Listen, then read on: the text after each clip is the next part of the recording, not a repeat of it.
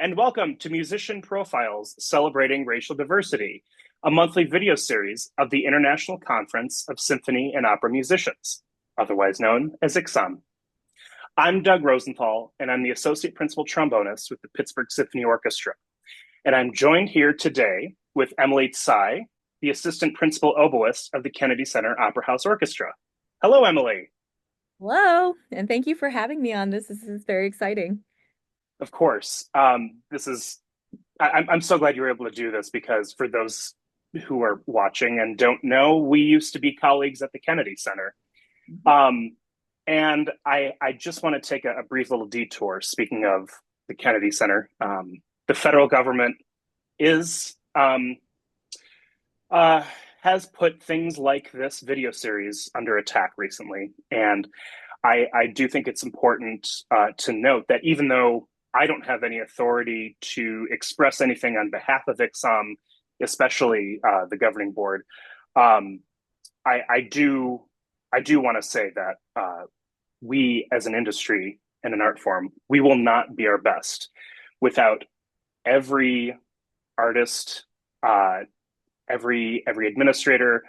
We will not be our most musical, our most effective at reaching audiences if we don't have everybody, including people from historically marginalized demographics, being lifted up, celebrated. So things like this video series, we're onwards and upwards. So I'm really glad that we could chat today, Emily. Yeah. And yeah, here at the Kennedy Center too, we are just like so, um, we are very not stubborn, but we're very, confident that we're going to stand together and we're going to try our best to still, reflect the diverse population that this country is, as the nation's performing arts center.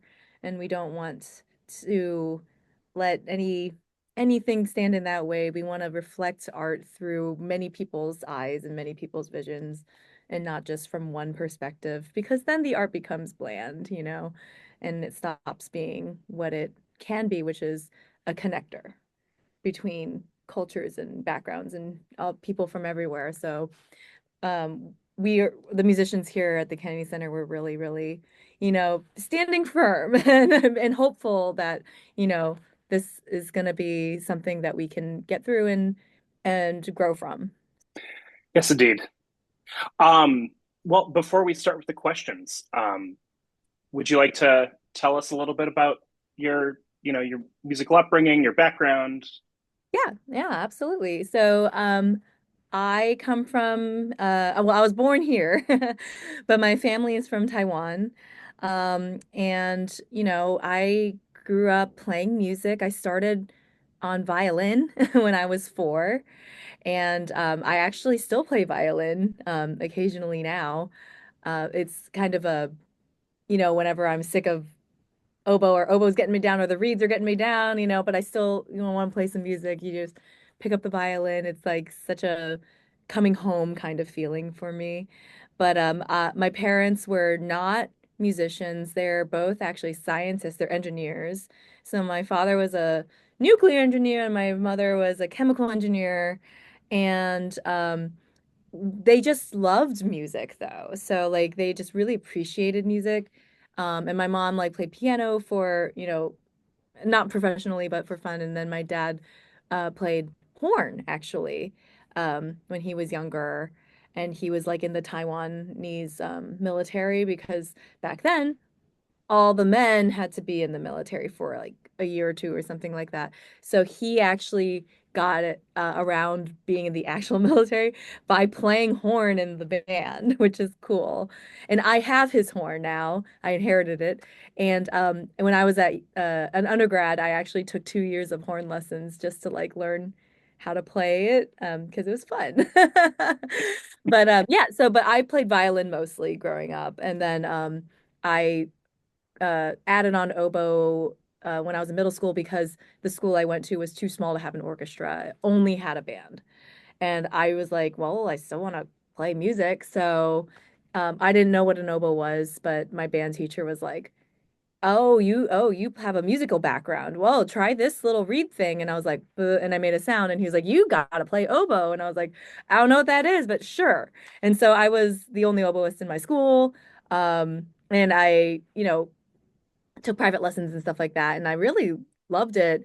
And like I said, I did both instruments growing up. And my parents, being pretty traditional, Asian parents, they were like, well, if you're going to do something, you're going to do it well. So they're like, you got to practice both instruments every day for at least an hour, each one, and I was in middle school at the time, and then, there, and of course, with the academics, straight A's, very, regimented, I would say. But I think it was good for me because it really developed like a sense of my work ethic and like my discipline.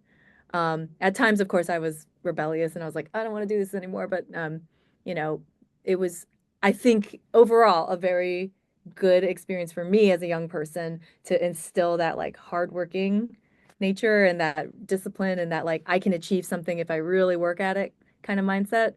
Um, which then led me to be like, hey, guess what, parents? I actually really love music and I want to do it in college. And then they were like, what? Like, no, you can't do that. You're going to be a doctor, right? So they were kind of surprised, even though they were really pushing me to do like music to the best of my ability. It's that strange dichotomy of those parents that kind of like are so surprised that what I've been forcing my kid to do for the last 18 years, they really like it and they want to do it for the profession. So anyway, so I made a compromise with them that I would do a double major in college. So I did biology, ecology and evolutionary biology, and a music performance degree. So I went to Eastman and the University of Rochester. But I will say that one of the big turning points, like when I realized I did want to do music, actually came out of kind of an accident, like a physical accident, where I was um, I was at like a youth group church retreat or something like that. I can't, yeah, I think it was that. And we were playing this game where I actually hit my head really hard. And I believe I got some sort of concussion. But what happened was that the next day I actually lost part of my vision and I actually couldn't focus my eyes at all. And so I couldn't read things for school or whatever, but I couldn't read music anymore. It all looked like very blurry and like even glasses or whatever that didn't help. So there was something going on here from that impact, I think. But so I actually had to stop playing oboe for like oh, 3/4 of a year, I think it was, almost a year. Because along with that vision issue, I also got like terrible, terrible migraines. That just wouldn't like they would come and go and come and go. And then when I played oboe, because oboe has a lot of back pressure, as we're infamous for, and so it really affected like these migraines.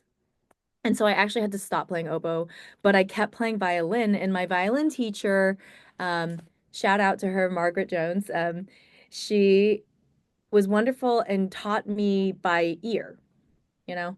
And so I actually learned like the first movement of the Mendelssohn Violin Concerto by ear without, seeing the music.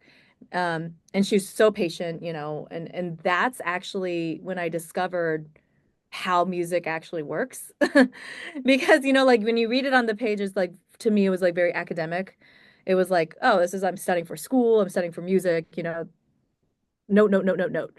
But when you learn things by ear, you have to actually start to process it as a line, as like a melody.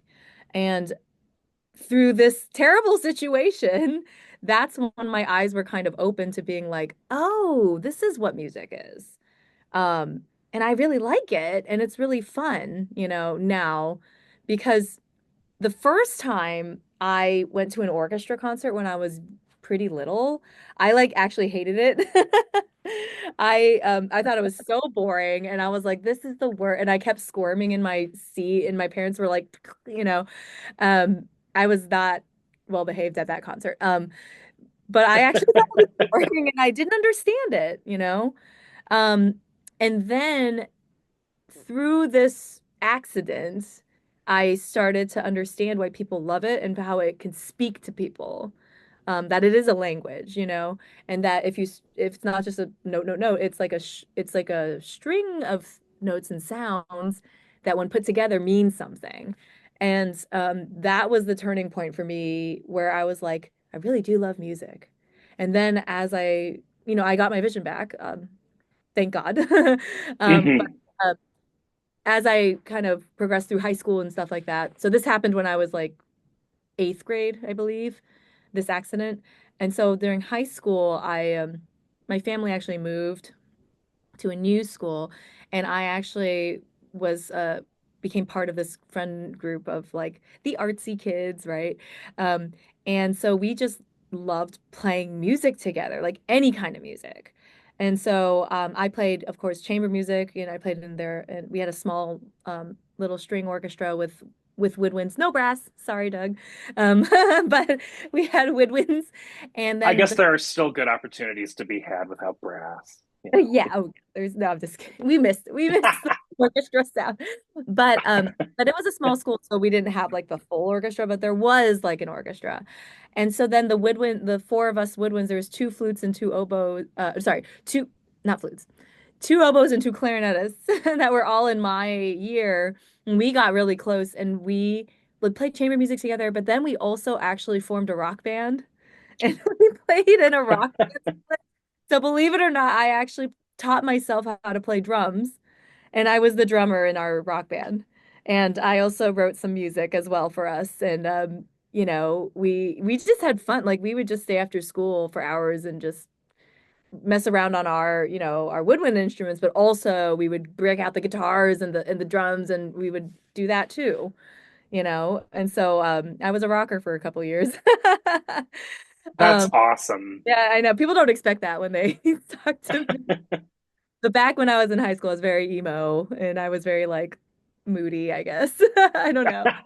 Yeah, I was So, so I'm first of all, I love how we talked about what we were going to talk about and it's like bullet point by bullet point, Emily, ticked all the things. um but so I'm just curious the timeline then. How old were you when you started violin, oboe, rock band? Like what's the yeah, timeline?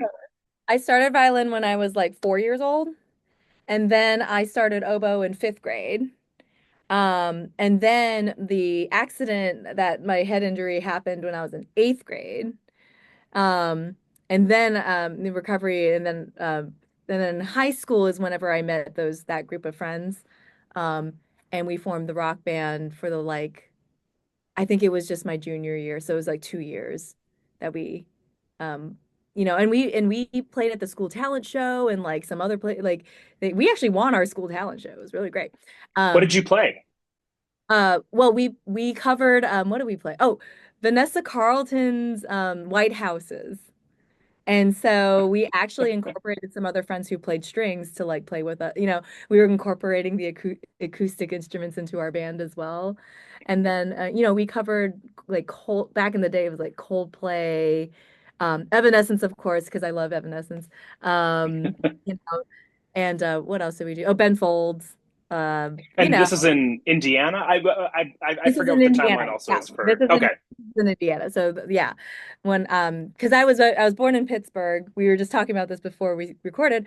So Yes. Doug's my hometown here, but Iron then City native. yeah, there you go. And then I moved to Indiana, and then I moved to China, and then I moved back to Indiana, and then Indianapolis area. And then I lived in Fort Wayne, Indiana for my high school years. And that's where this whole like music thing started to really blossom because, Mhm. I was playing the classical, I was in the youth orchestra outside of school. I was in the chamber orchestra in school, but then I was also playing this rock band thing. I was doing chamber music, for the solo ensemble, that kind of thing. And and then I started getting into doing summer programs, like summer camps of classical music, which I hadn't done really before.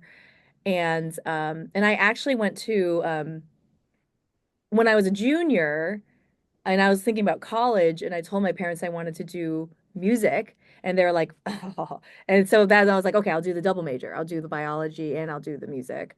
Um, I really wanted to double major in violin and oboe. I wanted to do both instruments, but that was not going to be possible if I was also going to do a bio major. So when I was a junior, I decided that I wanted to pursue oboe rather than violin. And my reason was that there were fewer oboists in the world. There's a lot of really good violinists out there, so I don't know if I could measure up to that. Um, so I chose oboe, and I loved it too. But I did one last thing, hurrah for violin. I went to Interlochen the summer camp on violin, my junior year. And that was my last big hurrah for violin because I still love playing it. And then I did like BUTI for my senior year on oboe because I wanted to start really just focusing on oboe and that kind of And for thing. those watching who might not know, Booty BUTI stands Booty. for Boston University at the Tanglewood Institute. And actually, we interviewed. I'm sorry to interrupt you. Just I wanted to say we interviewed back in September, I think it was, the recipient of the ICSOM BUTI scholarship. Her name is Fatima. She's a student at Curtis right now. Yeah, yeah, that's so great. Yeah. I mean, those summers were really eye-opening for me because, um living in the Midwest or in Indiana, like it's a smaller community, and then when you go to these camps like Interlochen or BUTI, it's like you meet other people who are just like you that maybe you haven't really run across so much in your own community at home.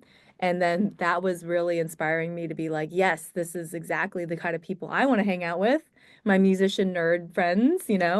And so going to music school for college made the most sense. And like I mentioned before, I went to Eastman and the University of Rochester because I did want to have that dual degree thing, and their program is really, really great.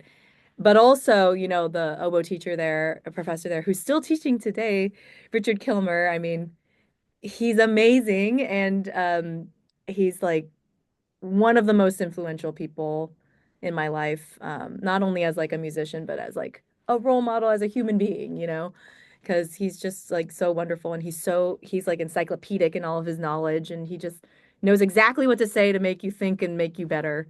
And I took a lot of inspiration from him. So the Eastman years were really amazing years, and I still have a lot of friends that I made then that I still keep in touch with now, and a lot of them actually live in DC and playing in some like the military bands.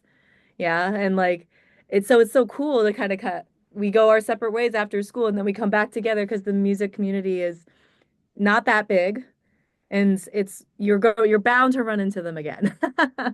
It is Yeah. kind of interesting, right? Like if you attend a music school and you move to Washington D.C., you likely already have at least a handful of friends, usually more. And if not friends, like at least you have your alumni network of people, Yeah, even if you didn't go to school. Because since I've been here, there have been younger Eastman alums that have contacted me, like, oh, let's get coffee. And like, of course, I'm like, oh yeah, I want to like support my fellow Eastman oboists or, whoever. Um, because we're all in this together, we're all helping each other out. I think there's like a quote, I think it was from Kilmer. He was like, the oboe is hard enough. Let's just help each other out. Like the oboe is a hard instrument. We gotta mm, help each other, that kind of thing. So it's that's just, really beautiful. yeah, I mean, it's just so great. And I've reached out to other Eastman alums, whenever I've had struggles and questions, people that I look up to that Kilmer would always talk about in our lessons, like, oh, my former student, blah, blah, blah, blah, blah. And like, there are all these names. But then when you're in the profession, you're like, I can reach out to these people because we have that connection through our school. Um, and so that's actually one of the things that I tell a lot of like uh, music students who are still in school and like universities, like start now. Like this is your time to make connections. It's not just about sitting in a practice room. Obviously, sit in the practice room, do your due diligence, but really make personal connections with people because first of all, music isn't you practicing in a practice room. It's about communicating and sharing with other people. So innately, music is social. And so you as an individual need to also make your connections starting from school. Because it gets a lot harder to do that after school. Like whenever you're on your own, it's like you don't have that built-in like structure of school and like the people that you interact with. Like I've collaborated with so many people that I went to school with throughout my professional career. It's amazing. And and not to jump ahead, but I was in a wind quintet for a long time. I was in wind sync for almost 10 years. I recently retired. Yeah, Um, tell us. Tell. A lot of people watching this are going to know what and who WinSync is and are, but for those who might not, give us some background. so wind sync is a wind quintet, and we're touring wind quintet full time. So a lot of people, I bet most people are familiar with the Amani winds. And so they're the other full-time touring wind quintet, and they are like our role. They when I was in WinSync, Mamani Winds were like our role models. Like we were like we want to be like them. Like they're making it as a wind quintet touring and being chamber musicians. And like in the chamber music world, people still kind of consider it to be mostly just piano and strings, which is great. I love that repertoire, that music. It's amazing, but winds can play chamber music too. And we Mhm. really, really looked up to Amani for kind of like breaking that new ground. And they were our, like, we spoke with them often, like, they're our mentors and stuff. So we really appreciated all of their advice. But WinSync then became the other full-time touring wind quintet, and we would tour 100 plus days a year, so we were on the road a lot, and we would perform and we would do educational concerts, so that was a really big deal to us to have educational shows for different age groups. So for the younger kids we would have our Peter and the Wolf, where we would dress up in costume and like narrate and act out the story as we're playing it, and speaking the lines. And kids just like they just love it. Um, Yeah. and then we have like a middle school band program clinic that we do, and we have a high school band clinic that we do as well. So education was a huge part. We would often go somewhere, play a main stage concert, and pair it with educational outreach concerts as well. Um, and then, of course, we also would do university residencies as at different schools and stuff like that. And so we would have like master classes, we would do chamber coachings, we would do entrepreneurial workshops. Because, part of being a chamber musician is that you don't have all the set structures that an orchestra might have. You're really your own advocate. And so we talked a lot about like how WinSync started. WinSync started as a student group at Rice University. Um, before I joined about like halfway through. But they were all students with a dream, and they really delved into their networks and started booking their own tours, and being really creative with their programming. And of course, they had a little. This is the other thing about WinSync is that we memorized everything that we played. So we would do fully memorized 90-minute programs, and our education shows were also different repertoire, but also fully memorized, like 45-minute program. So Amazing. yeah, and so but that we found that that memorization wasn't just like you know, a trick or a show, like that for show. It actually really enhanced the experience. So, especially for kids who their attention spans, let's all admit, they're not great. So, but when you remove the music, Mine's not either, oh, well, there you go. and I'm 38. So Well, actually, we're getting to that. So, Winsing started by memorizing the kids shows because they found that they could keep the attention of the kids longer, the students longer, especially with like the dynamic theatrical storytelling. And then they were like, oh, if it works on kids, it'll probably work on adults too. And so that's when they decided, let's just memorize for the adult shows as well. And the response that we get from audiences is like removing that music stand, and interacting with each other, but also like looking at the audience and playing to like, I'm going to play this beautiful melody to that person in the audience. It really kind of creates a more like intimate experience. And so then we also go out after the shows to talk with all the audience members, and all of them many of them have said like, wow, this is like the most immersive like experience that I've heard like chamber music, because I just felt so connected to you guys on stage, and you are all connected to each other. And a lot of that has to do with our memorization. So it's not just a hat trick or whatever. So it actually had meaning. And so that's how WinSync kind of set ourselves apart. Um, and then with collaborating with like people I went to school with, Eastman, for instance, like we commissioned a lot of new music as well.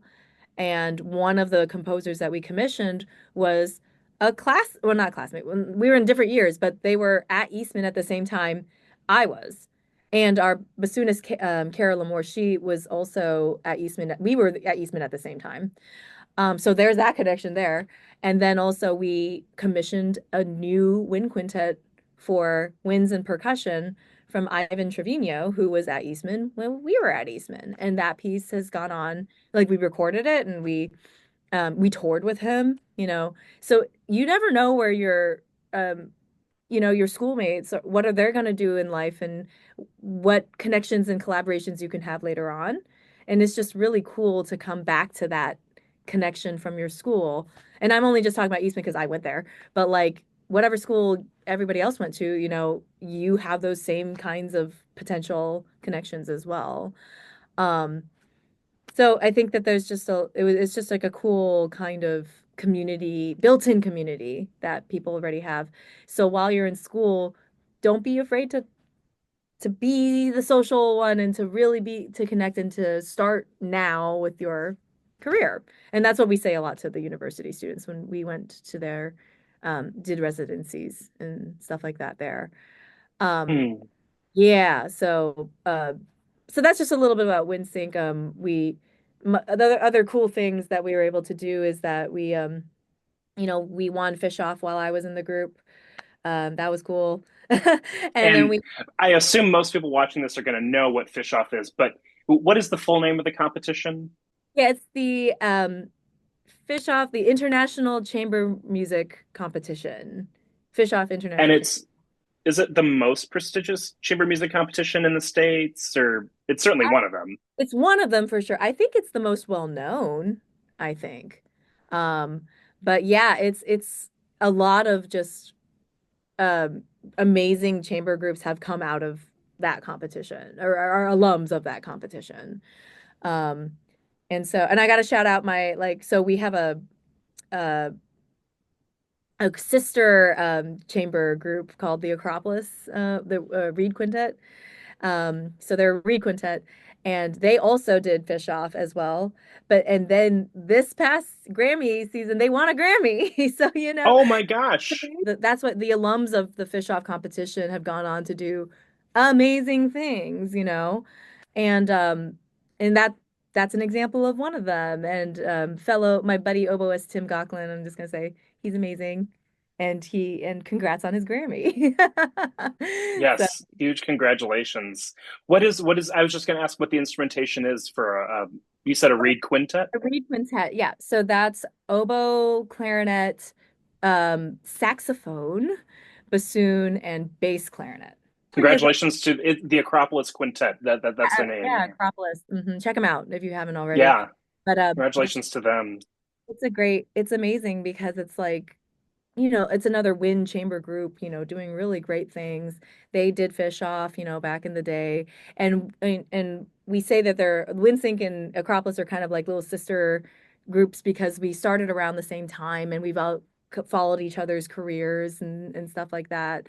And and it's amazing that they are able to do that and put like the Reed Quintet on the map in terms of chamber music.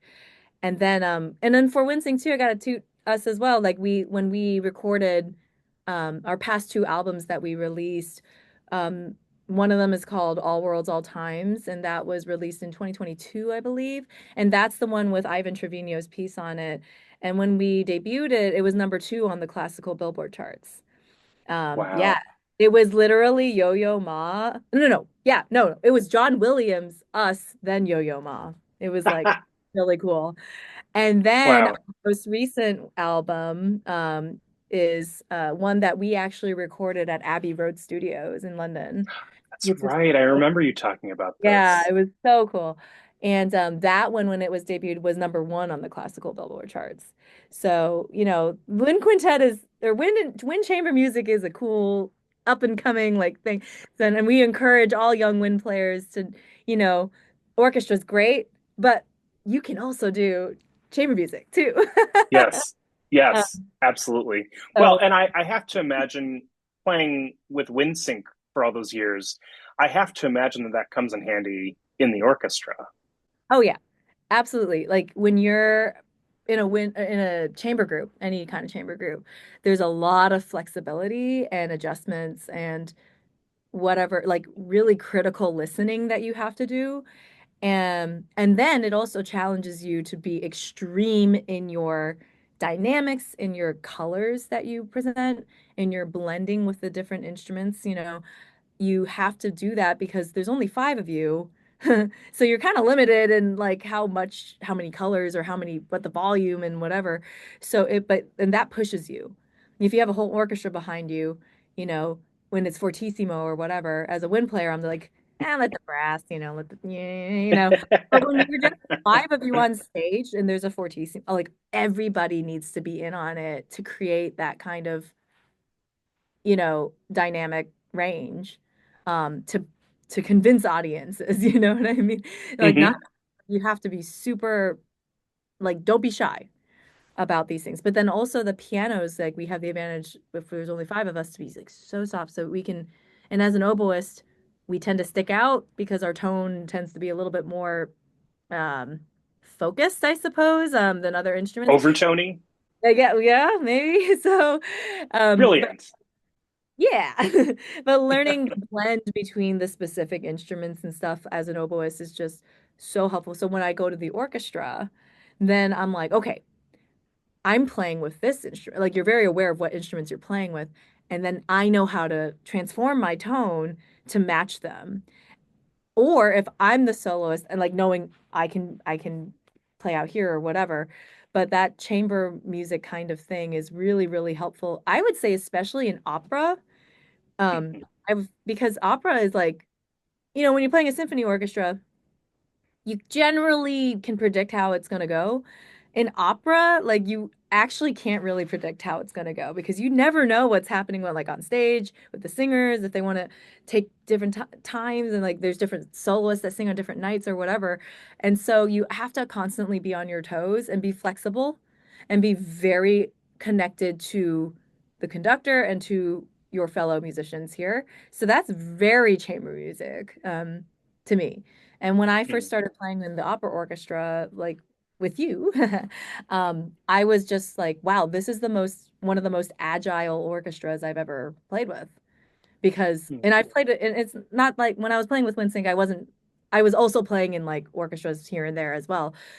And I just was struck at like how agile everybody was and how on it and how the attention was there because it can be hard sometimes to move a large group of people all in the same direction quickly. But and when you're doing opera, and this orchestra's been doing it for so long, they're experts that they were just like whatever the conductor did, people would just like follow. And I was like, this is awesome. And then I was able to do that as well because of my chamber background. Like I was always very aware of my surroundings um and just those are the things I think that really like complement each other in chamber versus orchestra. And then there of course Yeah. there are as well, so Oh, you cut out there for a second. There was also what as well? I said there's a lot of similar like overlap in skills Oh, between, overlap.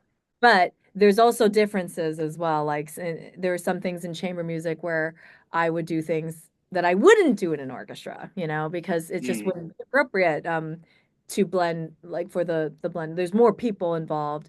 You can't be as like you're like when I was playing in WinSync, I was able to kind of just like change my colors so much to the extremes, you know?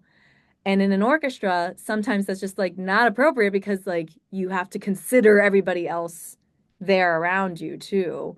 And it's one thing to do it with four other people versus like 60 other people, you know, that kind Right. of thing.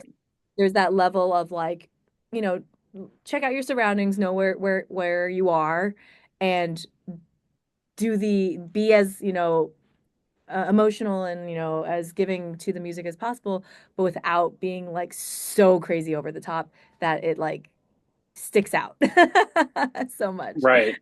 Yeah. Right. So there are some differences as well. Yeah.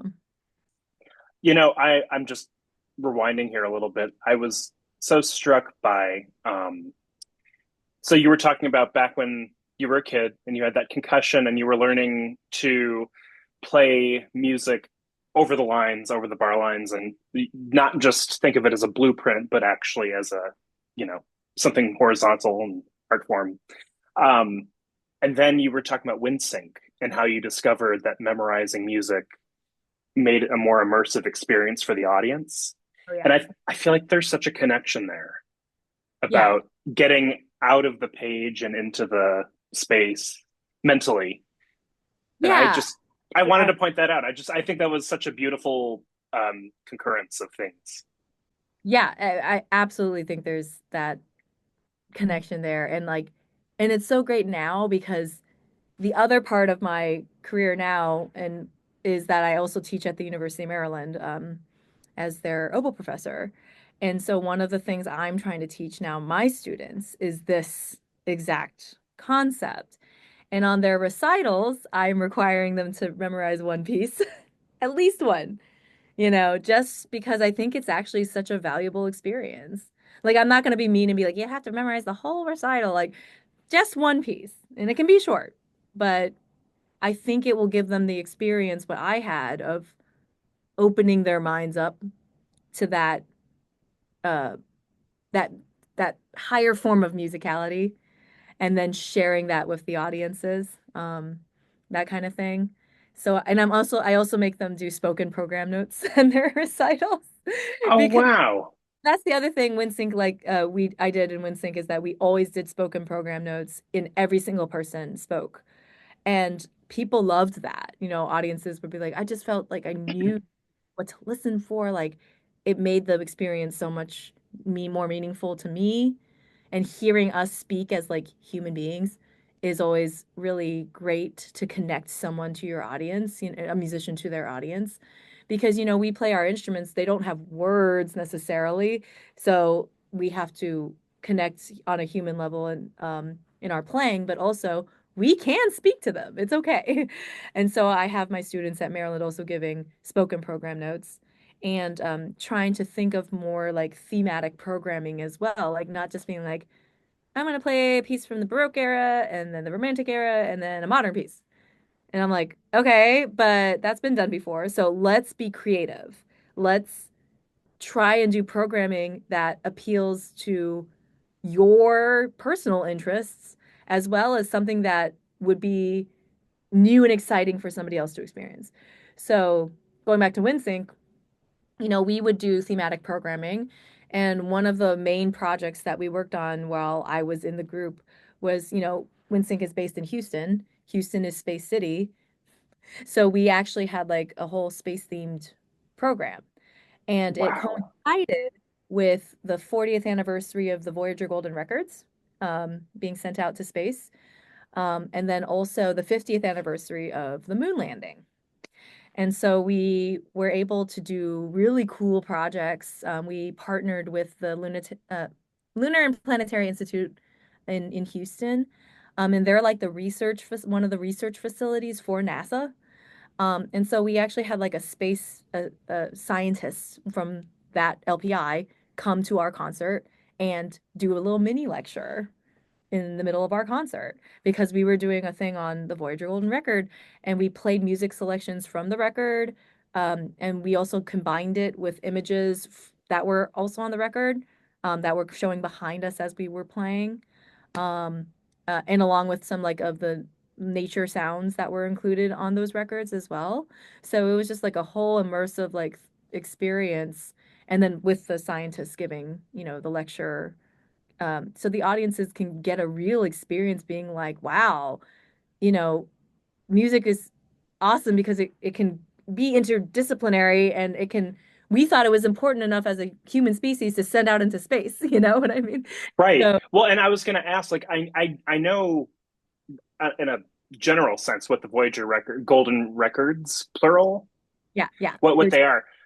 But mhm. yeah, could you just for me and anyone else watching who isn't an expert on this, could you like go into detail about what's what that is?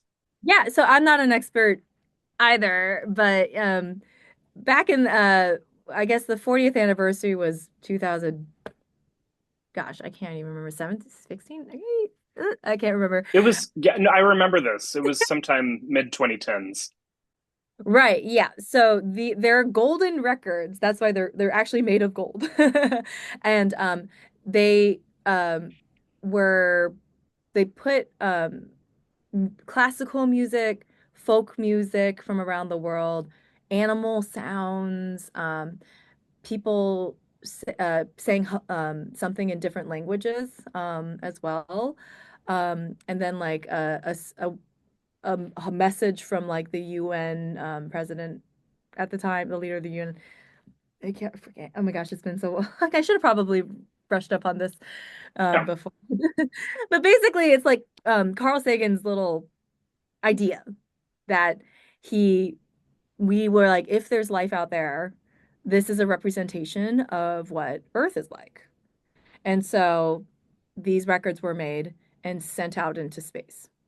Um, and when the 40th anniversary happened, that's when WinSync did this whole like program theme because we were like, well, there's music on there. Like, for instance, Yeah, which oh, you're about yeah. to answer the question. No, you're Okay. about to answer Yeah. the question I was going to ask. Well, like I was gonna say, like the what music was on. There's some Bach on there. There's Stravinsky, The Rite of Spring. There's what was the one? Isn't Beethoven's Fifth on there? Yes, it is. Yeah. And then there's like Japanese flute on there. There's what else is there? I mean, there's a ton of oh, there's Johnny B. Good is on there. Chuck Berry. So we took the music that was on the record and um our bassoon again our bassoon is Kara Lamore. She arranged a lot of that for wind quintet to play. I also contributed some arrangements, but it was mostly her doing this, which is so cool. And so we like were able to play um that music live, interspersed with recordings, interspersed with the images. And just a fun anecdote for that concert, and this is where violin comes back in. They had one of the unaccompanied Bachs on there for violin. And they got the idea. They're like, Emily, you play violin. Why don't you play part of one of that on violin and then part of it on oboe? And I was like, oh my goodness. So I whipped out the violin and I like practice, practice, practice. And so I played the first half of the Bach on violin and the second half on oboe. And it was that was like my professional violin debut, I guess. And That's the violin part actually went really well. I was so I was like, wow, I still got it. I could still do this unaccompanied Bach on violin. Yes. But I was dumb because my oboe was sitting there, and by the time I picked it up for the second half, it had like water in the octave keys. So the oboe half was like, doo, doo, doo, boo. Like it was not the best because there was just like water everywhere, and I was like, oh no, this is like I was worried about the violin part, so I just kind of didn't think too much about the oboe part.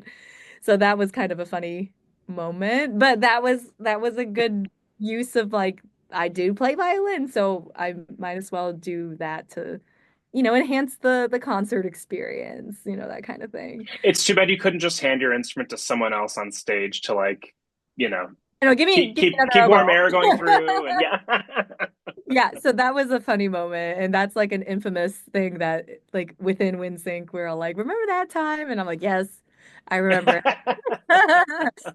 So we have fun, doing that. And And then also for the moon landing too is like we commissioned a piece by a guy, Mark Mellitz, who actually I'm about to premiere one of his other pieces that he wrote for oboe and strings here at the Kennedy Center. Um, Oh, because these composers, they're all so wonderful people and we keep in touch and stuff. So Mark actually reached out to me being like, "Hey, are you interested in joining this like consortium of doing like woodwind plus strings piece. So it could be flute, oboe, or clarinet, or saxophone, I guess." And I was like, yeah, because I liked his music. So he wrote us actually a piece for the 50th anniversary of the moon landing back in the day for WinSync. And that piece we also put on All Worlds, All Times, that album. And it was one of our biggest hits. Like audiences just love that piece. And it's a great piece. I mean, like you should check it out. It's on Spotify. Um, yeah, yeah, but it's just such a cool piece. And so when he asked me, he's like, "Hey, you want to be in this consortium for this commission?" I was like, "Of course." So the connections keep coming back and back and back, you know. And then yeah. now I've roped in some string players from the orchestra to play that with me in March. Awesome. Awesome. Is that going to be on the Millennium Stage recital Yeah. series or okay? Yep. And they live stream those, so feel free to tune in. Yes. March 20th. Yeah. Still at 6 o'clock every day? Oh, it's 6 o'clock. Yes, that's Yeah. right. Eastern time. Oh yeah, Eastern. Yeah. Emily, you have like made this so easy for me. I like all of the things like on our agenda, like tick, tick, tick, you hit all of them. Um Seamlessly you wove them keep into the conversation. it's there is one question I really want to ask though, because you keep giving such wonderful and beautiful pieces of wisdom for people watching. But I'm wondering if you could go back in time. This is the question we ask everybody. If you could go back in time and give a piece of advice to little Emily, what would you say? Oh yeah. Yeah, that was on your list of questions. Yes, I would say to okay, this might seem okay. To not care so much about what other people think of you. Because I mean, it is important to I'm always like, yeah, networking, social, blah, blah, blah, but when I was younger, I actually had a lot of self-doubt. Um, a lot of like, oh, there's so many other people that are better than me. Or oh, I don't want to be too extroverted here because people might. Laugh at me. And I think that also ties into, my my um my background in that, I lived it was mostly after when I moved to China for a couple years. When I came back from that, I had picked up um, an accent to my English. And, nothing against the Midwest, but like growing up in Indiana, I was one of only like three Asians in my school. And one of the other ones was my sister. And so when I came back with this accent, I actually was teased for having an accent. And then and kids, they don't know any better. It's like, but they are sometimes a little too brutally, like they say their mind a little bit too much. So I would get made fun of like, oh, your grandma does kung fu, like those kinds of things. And I let that really get to me. So I was very like talkative social kid before. And then at that time when I moved back, I stopped like talking to people. And I was just really shy and I really was like worried about how other people saw me. So I wouldn't talk because I was afraid of my accent. Um, and I know a lot of other people, especially I mean, I just lived in China for a couple of years, but people who come to this country and they have that accent and and their English maybe isn't that good, and so they get intimidated. So I would tell little Emily, be like, don't worry about them. Like, the accent, whatever. Accents are beautiful. It provides a different it opens up their minds, whether they're making fun of you or not, like you being you and having an accent or not having it or having your global experience. Because a lot of those kids, they've never left Indiana, you know? And even though they're making fun of me, I'm sure that they would be like, oh, wow, I knew somebody who lived abroad, you know? And it actually opens up their experience just interacting with you. And that's special, whether they know it or want to admit it or not. So I would just tell them, or my little self, to not withdraw. Like, don't be so swayed by what other people think of you. Um, and if someone makes fun of you, like it's hard, but brush it off because now when I look back on that as an adult, I'm like, that actually helped kind of shape what I thought about how I interact with people, being like, I was so affected when I was younger, but now I'm like, I'm not going to go back and be like, you were wrong to make fun of me. It's just like, no, you can share your experience by being yourself, and that will make other people's lives enriched no matter what. Mm, If they're being mean or if they're being nice, it doesn't matter. Like every interaction can be meaningful, but if you just withdraw and you don't, you stop talking and you fade into the background and you're just like, I don't want to be myself. I remember I remember during that time, I would look at myself and I'd be like, I don't have blonde hair. I don't have blue eyes. I'm ugly, you know? I have this accent. And I just had such a really low self-image of myself. Um, but it's like, no, beauty or, confidence or whatever can come in all forms. And I just wish I had had that earlier on in my life. That kind of came back when I was in high school and I found my little artsy group of friends. And I was more able to be myself. And so, your friends are also very important. The other piece of advice is keep your friends close, right? mm, Because they can bring out the best in you. And then by the time I got to college, I was just like, I am myself, like whatever to other people. And you discover that if you're really true to yourself, that the people that are attracted to that or that want to be around you are really there because of you, not because of a front that you're putting on.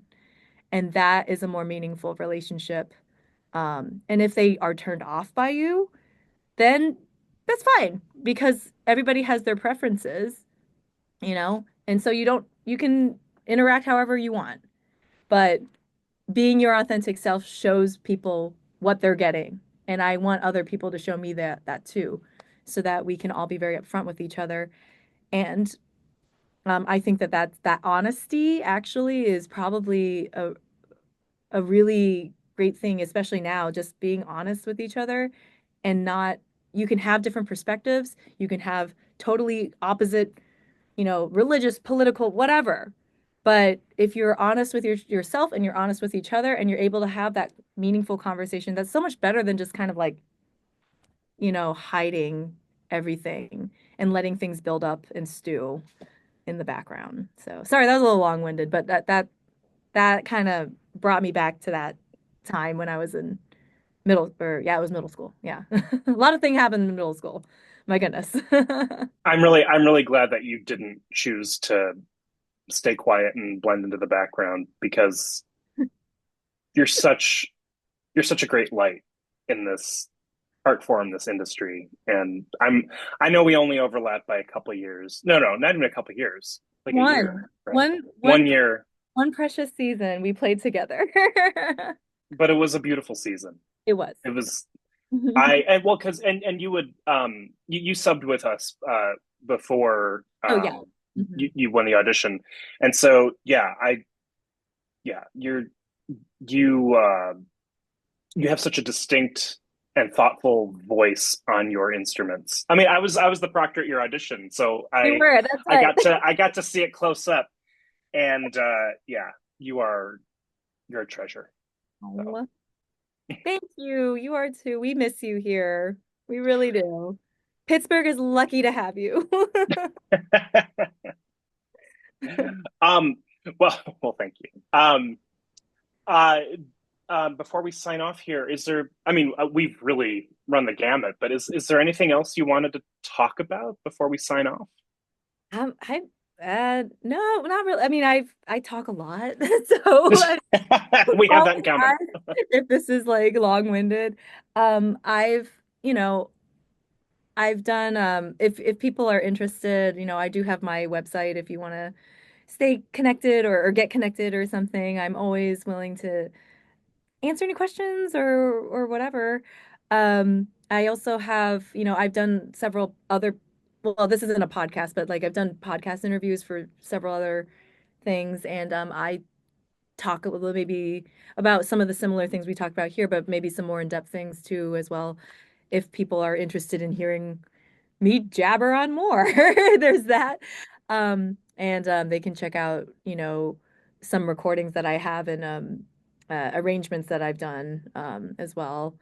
And yeah, I don't know. This has been really fun. I don't know. We should It's been, yeah, definitely keep this series alive and no matter what. It's good. yes, agreed, agreed. Well, Emily, thank you so much for sitting down with me and chatting. And to all of you, thank you for watching. Um, that was Emily Tsai of the Kennedy Center Opera House Orchestra, and this has been ICSOM's Musician Profiles Celebrating Racial Diversity. Goodbye, everybody.